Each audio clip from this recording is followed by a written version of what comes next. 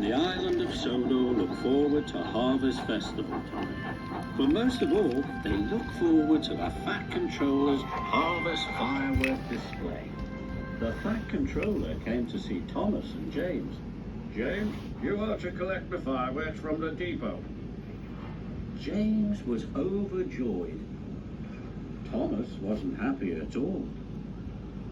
But I wanted to collect the fireworks, Thomas pouted.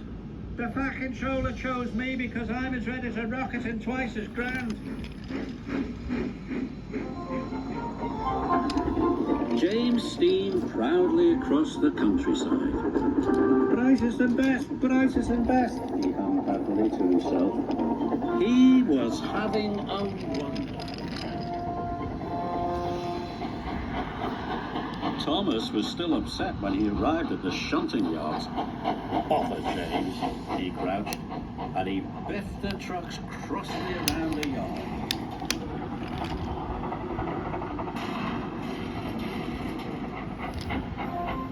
When James arrived at the depot, he was very excited.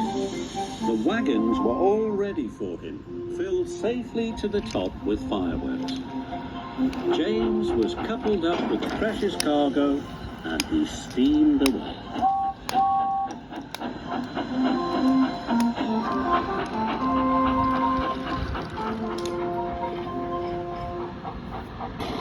Thomas shunted the last truck crossly into place. The trucks were glad that job was finished. James happily steamed along. He was thinking about the fireworks. He was imagining all the sparkles, flashes, and shooting stars, when suddenly James ground to a halt. "I will have to go and call for help," said his driver. Thomas puffed back into Knapford Station as Gordon was letting off his passengers.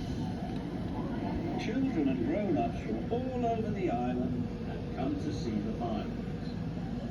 Seeing the children cheered Thomas up, but the Fat Controller looked concerned. James is broken down, he said. You must collect him, Thomas, and bring him back, or the firework display will be cancelled. "Oh, no," cried Thomas.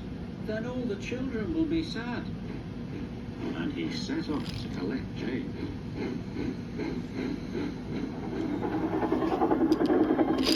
Thomas puffed across the countryside.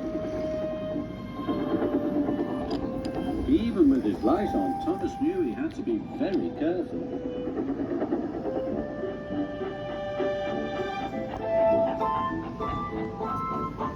Thomas found James broken down on the track. "Hello, busted boiler," teased Thomas. "You don't look very useful now." James was upset. But when Thomas got behind James, he couldn't see ahead. "You will have to look out for me," said Thomas. But James was cross. You said I wasn't useful, he pouted.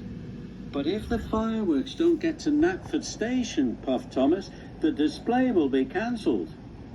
James didn't want the children to be sad, so he agreed to look out for Thomas. And they set off together.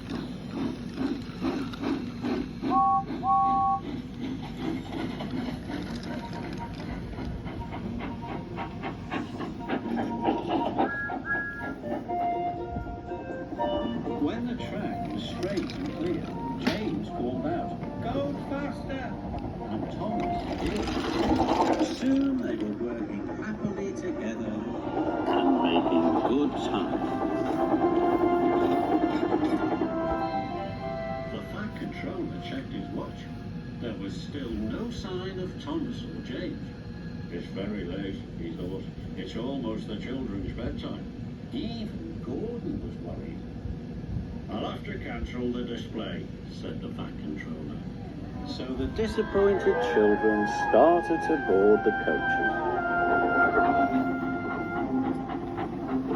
At last, last they could see the signal lights, the signal had turned red. Thomas and James stopped. Why would the signal be red? Maybe a passenger train is coming through, puffed Thomas. Gordon must be taking the children back, cried James. Thomas and James were very upset. We're here, They cried and sounded their whistles as loudly as they could, but no one could hear them. The children were all on board. Gordon was ready to depart. Then Thomas had a bright idea. "Send up a rocket," he told his driver. So his driver carefully lit a rocket. He stood well back as it whooshed into the sky. The rocket burst into stars. a sparkling dragon, cried the Fat Controller. It must be Thomas and James. Stop, Gordon, he said. The firework display is back on.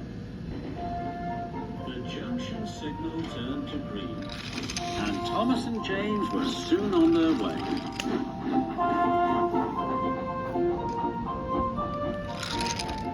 James and Thomas were soon at the station.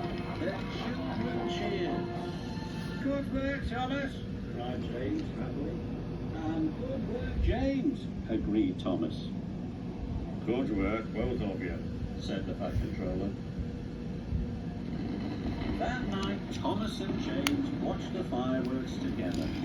I think we are both useful engines, Said James proudly.